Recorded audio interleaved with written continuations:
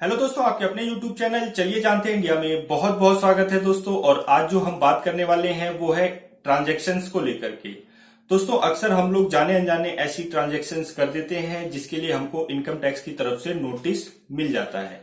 तो दोस्तों, ऐसी कई सारी ट्रांजैक्शंस हैं जिसपे इनकम टैक्स की नजर बनी रहती है। और दोस्तों, अगर कोई भी गलती कोई टैक्स पेयर करता है तो उसके पास इनकम टैक्स का नोटिस पहुंच जाता है। और क्या होता है नोटिस पहुंचने के बाद, वो भी हम इस वीडियो में शेयर करेंगे। तो पहले हम जरूर जानेंगे कि वो कौन सी ऐसी ट्रांजैक्शंस हैं जिसके लिए इनकम टैक्स हमारे ऊपर नजर रखता है।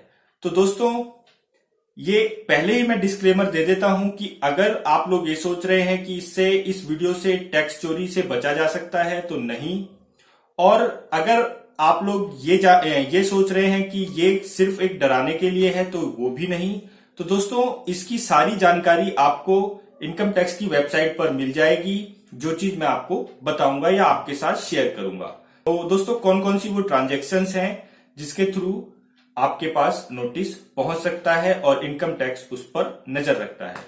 तो दोस्तों, सेविंग अकाउंट सबके पास होता है और उसमें पैसे का लेन देन भी अक्सर हम लोग करते हैं। लेकिन अगर वो फाइनेंशियल ईयर में 10 लाख या 10 लाख से ऊपर की ट्रांजैक्शन कैश में हो जाती है तो इसकी खबर इनकम टैक्स ऑफिस को लग जाती है। अब बात करेंगे दोस्तों करंट अकाउंट की। तो करंट अकाउंट में अगर 50 लाख रुपए की ट्रांजैक्शन कैश में होती है तो भी इनकम टैक्स डिपार्टमेंट को इसकी खबर पहुंच जाती है और वो खबर पहुंचाता है आपका ही बैंक। तो दोस्तों, ये सिर्फ कैश की लेन देन के ऊपर है। अगर आप एनईएफटी या आरटीजीएस या किसी भी तरीके की डिजिटल लेन देन होती है तो उसके लिए ये खबर इनकम टैक्स ऑफिस तक नहीं पहुंचाई जाती। तो दोस्तों, बात करेंगे एक एफडी की। अगर आपने एफडी 10 लाख रुपए या 10 लाख से ऊपर की कराई है तो उसकी खबर भी इनकम टैक्स ऑफिस में भेजती है वो इंस्टीट्यूट, चाहे वो पोस्ट ऑफिस हो, चाहे वो बैंक हो या किसी भी फाइनेंशियल इंस्टीट्यूट से आपने अगर वो एफडी ली है। लेकिन अगर आपने वही रिन्यूअल कराया है, यानी आपकी एफडी मैच्योर हुई है और उसके बाद दोबारा से रिन्यूअल एफडी कराई है, तो उसकी जानकारी इनकम टैक्स ऑफिस को नहीं भेजी जाती। अब बात करेंगे दोस्तों सेल और परचेज, यानी किसी प्रॉपर्टी की खरीद फरोख्त होती है, उसमें भी इनकम टैक्स को खबर दी जाती है। अगर वो 30 लाख से ऊपर की है तो इनकम टैक्स के पास रजिस्ट्रार्ड, यानी जहां पर आप रजिस्ट्री कराने जाते हैं उसकी वैल्यू अगर 30 लाख से ऊपर की है तो उसकी खबर इनकम टैक्स ऑफिस को रजिस्ट्रार दे देता है। तो अगर 30 लाख रुपए से ऊपर की लेन देन है प्रॉपर्टी में, चाहे वो फ्लैट हो चाहे वो प्लॉट हो, तो आपकी जो ये जानकारी है वो इनकम टैक्स तक पहुंच जाती है।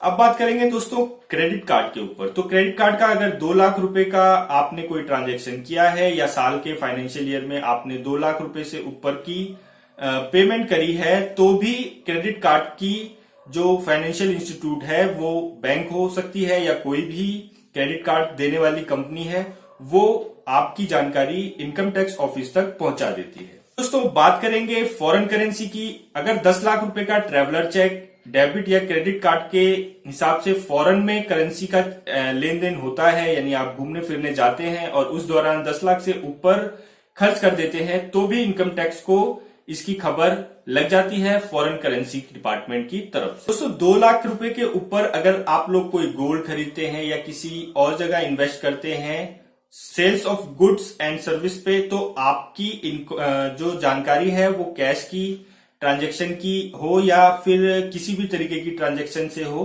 तो उसकी खबर इनकम टैक्स ऑफिस को पहुंच जाती है। दोस्तों, अक्सर हम लोग डीडी वगैरह बनाते हैं और बैंकर्स चेक्स वगैरह लेते हैं, तो उस दौरान अगर 10 लाख से ऊपर कैश डीडी या पे ऑर्डर या फिर बैंकर्स चेक्स को इशू कराते हैं तो भी इसकी जानकारी बैंक्स दे देता है इनकम टैक्स ऑफिस में आपकी। और दोस्तों, अगर 2 लाख से ऊपर का म्यूचुअल फंड हो या फिर शेयर बाजार में खरीदे हुए शेयर, उसकी भी जानकारी शेयर बाजार की तरफ से दे दी जाती है इनकम टैक्स ऑफिस में। तो दोस्तों, इस तरीके की जो ट्रांजैक्शंस होती है जिसको आप लोग करते हैं उसकी जानकारी हमेशा इनकम टैक्स ऑफिस में रहती है। अब बात यह होती है कि अगर इतनी बड़ी ट्रांजैक्शंस हो रही हैं तो उसके सोर्स ऑफ जो सोर्स है इनकम का या सोर्स है वो उस शख्स को पता होगा।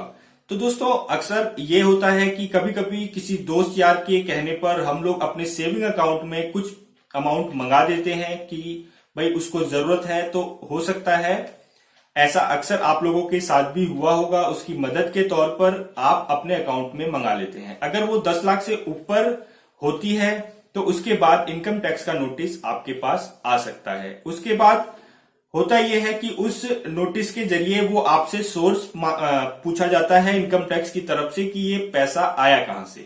तो अगर आप सोर्स को साबित कर देते हैं तो इनकम टैक्स आगे कोई भी कार्रवाई नहीं करता। और अगर सोर्स को आप साबित नहीं कर पाते, चाहे वो आपका दोस्त हो या उस दोस्त के पास वो पैसा कहां से आया, तो उसको साबित न करने की स्थिति में सारा दायित्व उस अकाउंट पर होता है जिस अकाउंट पे वो पैसा आया होता है। उसके बाद जो भी पेनल्टी लगभग 60% के आसपास टैक्स का डिमांड करती है इनकम टैक्स ऑफिस, और उसको चुका लेने के बाद ही आप इस पचड़े से बच पाते हैं। तो दोस्तों, अक्सर जाने अनजाने हम लोग जो कैश मंगा लेते हैं अपने यार दोस्तों का, तो उसके लिए आपको इस चीज का ध्यान रखना होगा। तो दोस्तों, सिर्फ और सीधा सिंपल सा यही हिसाब है कि अगर कोई आपके पास नोटिस आता है, नोटिस आने के बाद आपको सोर्स ऑफ इनकम या ये पैसा किधर से आया है, अगर वो लीगली है तो इनकम टैक्स आपके ऊपर कोई भी कार्रवाई नहीं करता और इस केस को वहीं रफा दफा कर देता है। लेकिन अगर आप साबित नहीं कर पाते कि ये पैसा किस सोर्स से आया है, लीगली है या इलीगल है, तो फिर ये जो टैक्स आपको भरना पड़ेगा वो पेनल्टी इनकम टैक्स डिसाइड करती है। तो दोस्तों, ये कुछ ट्रांजैक्शंस थी जिसके जरिए इनकम टैक्स आपको नोटिस या इनकम टैक्स आपकी इन ट्रांजैक्शन पे नजर रखता है। तो दोस्तों, ऐसी ही वीडियो आप तक मैं पहुंचाता रहूंगा। ये वीडियो आपको अच्छी लगी हो तो लाइक, शेयर, सब्सक्राइब। जय हिंद, जय भारत।